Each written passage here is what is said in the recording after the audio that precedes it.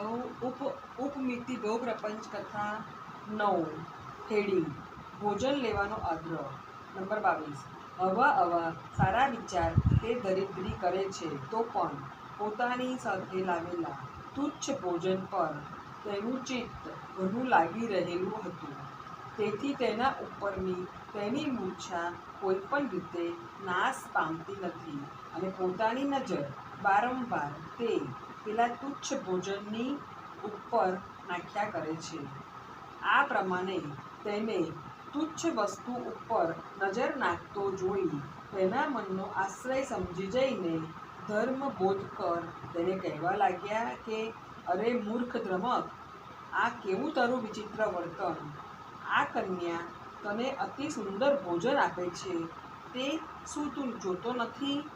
આ દુનિયામાં પાપી ભિખારીઓ ઘણા હોય છે, પણ મને તો નિશ્ચય થાય છે કે ઘણે ભાગે તારા જેવો નિર્ભાગી તો બીજો કોઈ નહીં હોય, કારણ કે તને તારા તુચ્છ ભોજન ઉપર એટલું બધું લંપટપણું છે કે જેથી આ મારું અમૃત જેવું ભોજન છે તે તને આપવામાં આવે છે છતાં તેને તું લેતો નથી.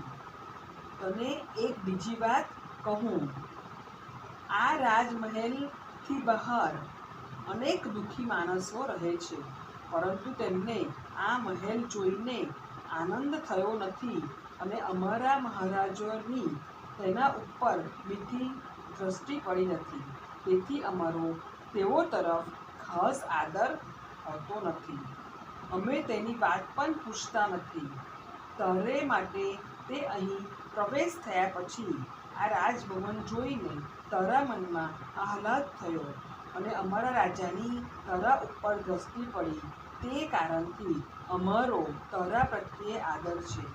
પોતાના સ્વામીને જે પ્રિય હોય તેનું હિત સ્વામી ભક્ત સેવકોએ કરવું જોઈએ. એ ન્યાયથી અમે તારા તરફ દયાળુ નજરથી જોઈએ છીએ. અમને અત્યાર સુધી ચોક્કસ વિશ્વાસ હતો કે અમારા રાજા યોગ્ય પ્રાણી શોધીને તેના ઉપર જ પોતાની દ્રષ્ટિ નાખે છે અને તેના લક્ષ્યમાં કોઈ મૂઢ આવતો જ નથી એવી અમને ખાતરી હતી. તે વિશ્વાસ પણ આજે તું ખોટો પાડે છે. તારા અત્યંત તુચ્છ ભોજન ઉપર તારું મન ચોંટ્યું છે, તેથી તું આ અતિ સુંદર અમૃત જેવા સ્વાદવાળા પરમાનને લેતો નથી. પણ તેમાં તારી મોટી ભૂલ થાય છે. એ ભોજન સર્વ વ્યાધિનો નાશ કરે તેવું છે અને મધુર તેમજ સ્વાદિષ્ટ છે. તેને તું શા માટે લેતો નથી?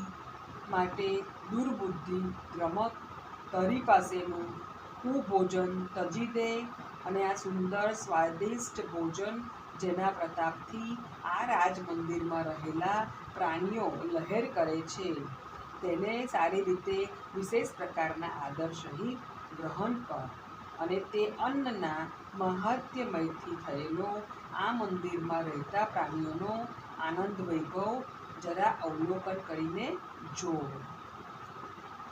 હેડિંગ તુચ્છ ભોજન પર દ્રઢ પ્રેમ નંબર 23 ધર્મબોધકર મંત્રીશ્વરના આવા વચનો સાંભળી તેને કંઈક વિશ્વાસ આવ્યો અને મનમાં કંઈક નિર્ણય પણ થયો કે આ પુરુષ મારું હિત કરનાર છે.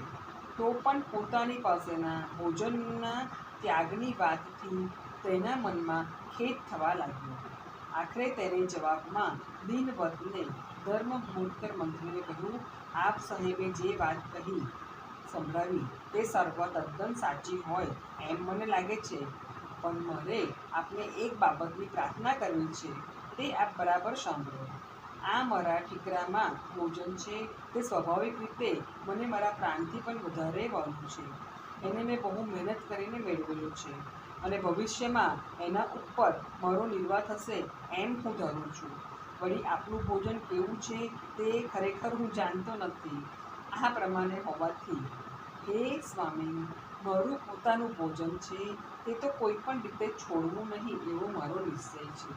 માટે મહારાજ, જો આપને આપનું ભોજન મને આપવાની ઈચ્છા હોય તો મારું ભોજન મારી પાસે રહે અને આપનું ભોજન મને મળે એવી ગોઠવણ કરી આપો.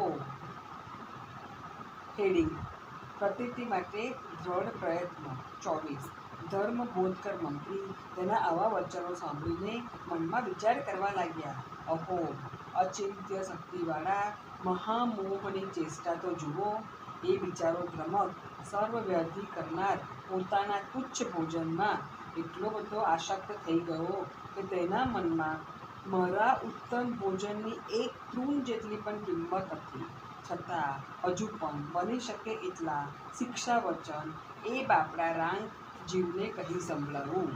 કદાચ એનો મોહ તેથી નાશ પામશે કે ઓછો થશે, એ બાપડાનું હિત થશે.